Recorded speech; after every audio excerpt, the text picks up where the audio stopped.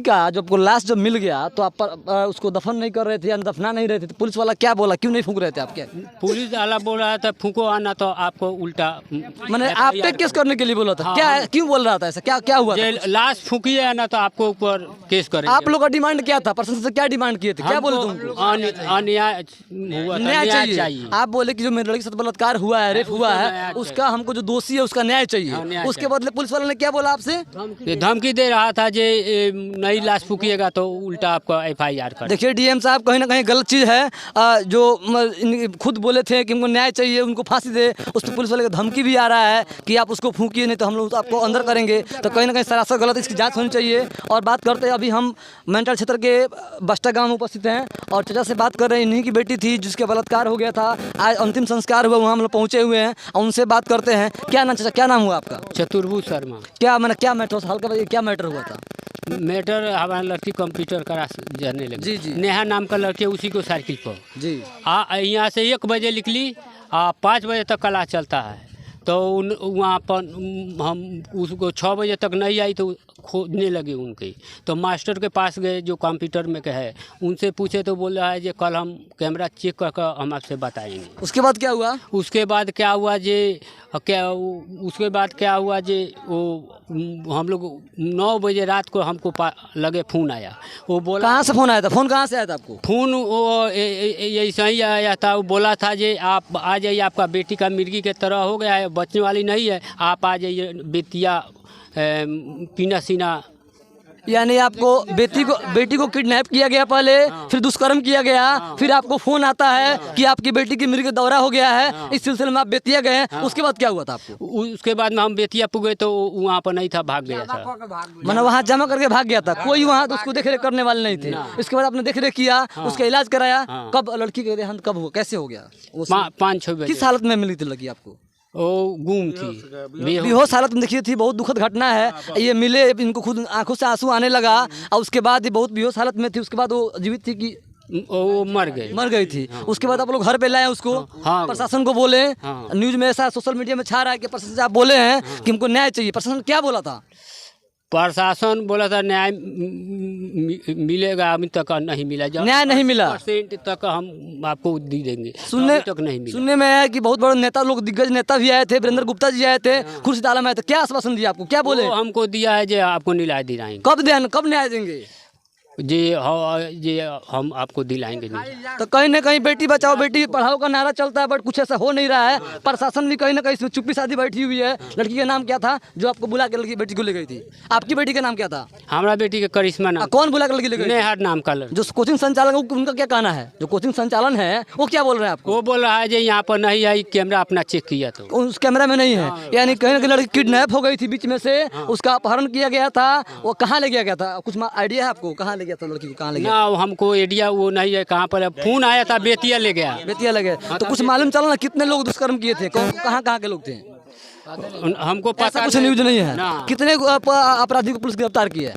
3 लोग। कहाँ के लोग हैं वो लोग? चौतारवा के 2 है। चौतारवा के 2 लोग हैं। एक लौरिया से 1 लोग हैं। तो कहीं ना कहीं इसमें नेहा का विशेष हाथ है। जो लड़की कोचिंग क्लास वही चढ़ा कर ले गई, नेहा ले गई थी। नेहा का सरासर पकड़ा जाए और उसको बुलाया जाए कौन लोग थे जो इसमें इन्वॉल्व थे। क्या कहना चाहेंगे भैया इस घटना पर? क्या कहना चाहिए? सरकार से क्या डिमांड रहेगा आपका? फांसी चाहिए। न्याय चाहिए आपको? जो गिरफ्तार किया उनको हम लोग फांसी। वीरेंद्र गुप्ता क्या बोले हैं गाँव में? क्या बोले हैं वीरेंद्र गुप्ता? हम वहाँ पे नहीं थे, जो बोले हम वहाँ पे नहीं थे। दिल्ली पर भी आए थे क्या? उसका लड़का है। क्या बोले हैं सर? उन्हें राय हमको दिलवाएंगे। न्याय दिलवाएंगे? कब तक दिलवाएंगे? खाली कहने के लिए है कि वोट के लिए, इलेक्शन वोट मांगने आए थे कि न्याय दिलवाने के लिए बात की है? न्याय दिलवाने को जहाँ आप खड़ा करो। खुर्शीद आलम भी आए थे।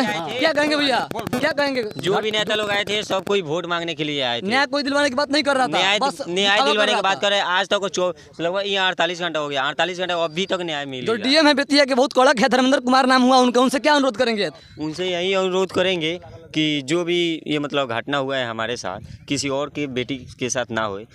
पुलिस प्रशासन को बोलिए तो जो दबा दीजिए ताकि हम लोग को न्याय मिले। प्रशासन क्या बोल रहा है? आप तो गांव के पास के हैं इनके, पर- पर सुनने में आ रहा है प्रशासन कि इनको धमकी दे रहा है कि आप लाश नहीं फूकेंगे, उसको नहीं करेंगे तो उसमें आपको फंसाएंगे या आप लाश फूकिए। इन गांव के लोगों का कहना है कि पहले हमको न्याय चाहिए। सुनने में ऐसा ही आ रहा था। सही बात हाँ, है। जब हम प्रशासन से न्याय मांगे तो प्रशासन उल्टा धमकी दे दिया कि लाश नहीं फूकोगे तो आपके ऊपर धमकी दे देंगे। लड़की का नाम क्या था? करिश्मा कुमारी। करिश्मा कुमारी। हाँ। आज जो नेहा इसमें बीच में इन्वॉल्व रोल उसकी फ्रेंड थी। फ्रेंड थी, उसी कारण सारा हुआ। उसने ही बुलाया था। हाँ, उसने फ़ोन किया था लगभग 11 साढ़े 11 में कॉल की थी जी चलो करिश्मा चलते हैं कंप्यूटर क्लास, मेरा कागज़ लाना है कंप्यूटर क्लास से सर्टिफिकेट।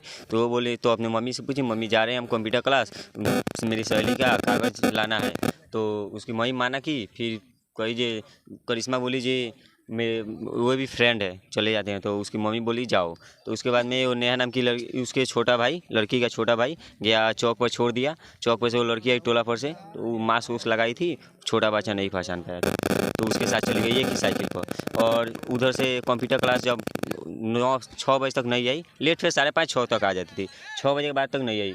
उसके बाद में जब 6 बजे तक नहीं आई तो हम लोग खोजने लगे, खोजा तब भी नहीं मालूम चला। तो 9 रात नाइट को 9:05 पर कॉल आया पीएमसीए से, ये आपकी बेटी को बेतिया पीएमसी से कॉल आया था आपको कि आप लोग आइए, आपकी लड़की यहाँ पे है। कैसे मालूम चला उसको? टाइप के ऊपर गए वो ये जो लड़के लोग किडनैप किए थे ना वही फोन। अच्छा, जो किडनैप किए हैं, जो अपहरण किए थे, उन्होंने बलात्कार किया पहले, उसके बाद उन्होंने फोन करके एडमिट कराया और उन्होंने कहवाया कि आप फोन करके बोलिए नंबर है। हाँ। कहीं ना कहीं ये एकदम शर्मसार करने वाली घटना है। हाँ। इस पे पुलिस को विचार करना चाहिए, प्रशासन है जो डीएम साहब उनको विचार करना चाहिए। क्या कहेंगे आगे आप? तो कॉल आया उधर से, तो इधर से उसका बड़ा भाई कॉल उठाया, बोला जी कौन हो? तो वो बोला करिश्मा की भाई बोले हो? तो वो बोला हाँ।